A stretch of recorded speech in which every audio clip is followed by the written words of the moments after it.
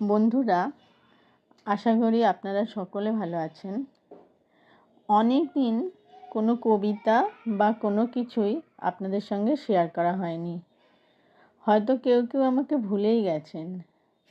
তাই আপনারা আমাকে একেবারে ভুলে যাওয়ার আগেই আমি আজ আমার এক বান্ধবীর মনের কিছু কথা শেয়ার করছি।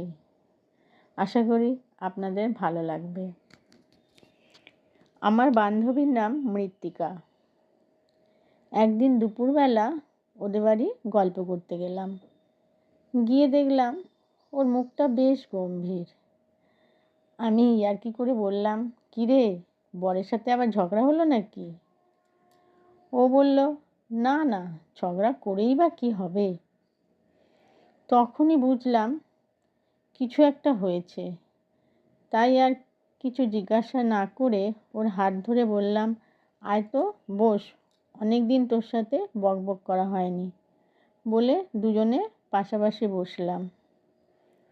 ও কিছুটা গম্ভীর গলায় বলল, জানিস অনা, আমার ডাক নাম। অনেক চিন্তা করে আমি এই কথাগুলো ভেবেছি। তুই তো আমার বন্ধু, তাই তোকে বলছি। জানিস, অধিকার দিয়ে জোর করে ভালোবাসা আদায় করা যায় না। কেবল অশান্তি বাড়ে আর লোক হাসাহাসি হয়। যখন তুমি বুঝতে পারবে তোমাকে সে যে কেউ হতে পারে আর ভালোবাসে না, তখন তুমি উপায় থাকলে সেখান থেকে বেরিয়ে এসো। আর যদি না পারো তাহলে চুপচাপ নিজের দায়িত্ব কর্তব্য পালন করো এবং নিজের শারীরিক, আর্থিক, মানসিক শান্তির পথ খোঁজো। সবসময় জানবে, কেউ তোমার পাশে থাক বা না থাক, একজন তোমার পাশে থাকবে। অবশ্য যদি তোমার পথ অসৎ না হয়। এই একজন হলেন ভগবান, যিনি নানা নামে জগতে বিরাজ করেন। তিনি আমাদের ত্রাণকর্তা শ্রীকৃষ্ণ। তুই তো সব জানিস।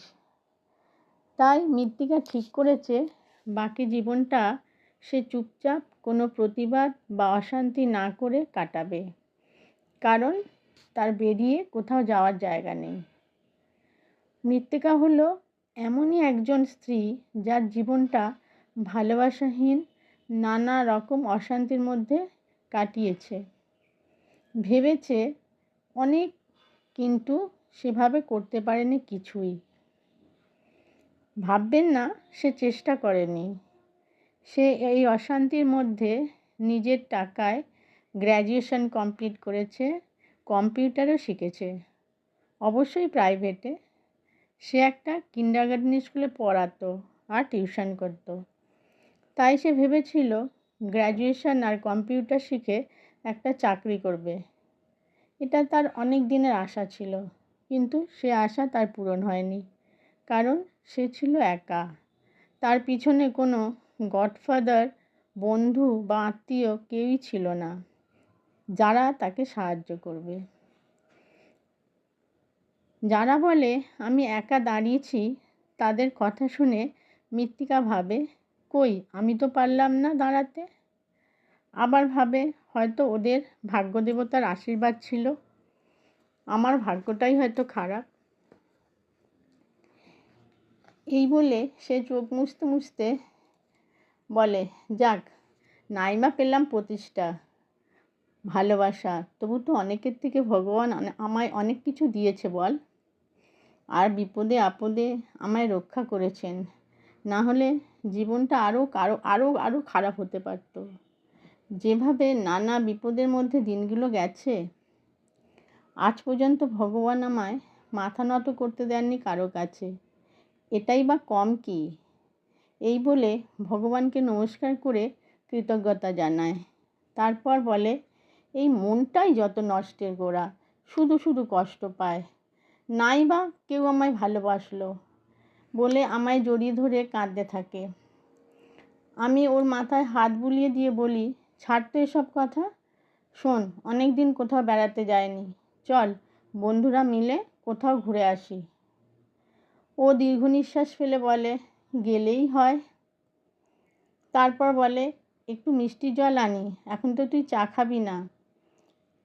আমি বলি, আরে এখন আমি কিছুই খাবো না, অন্য একদিন সময় করে এসে সব খাবো, আজ আমি আসি। বলল, এক্ষুনি যাবি? আমি বললাম, হ্যাঁ রে, একটা কাজ মনে পড়ে গেল, যেতেই হবে। বলে ওদের বাড়ি থেকে চলে আসি। আসলে ওর কথা শুনে আমার মনটা খুব ভারাক্রান্ত হয়ে গেছিল। আমি বাড়িতে আসার পর ওর কথাগুলো আমার বারবার মনে পড়েছিল। ওর কথাগুলো আমার খুব বাস্তব লাগছিল। মনে হয়েছিল বেশিরভাগ মেয়েরা এভাবেই জীবন কাটায়, মুখে হাসি আর বুকে ব্যথা। তাই ওকে ফোন করে ওর পারমিশন নিয়ে কথাগুলো আপনাদের কাছে শেয়ার করলাম। ভালো লাগলে কি করতে হবে জানেন তো, তাই আর বললাম না। আজ তাহলে আসি, নমস্কার।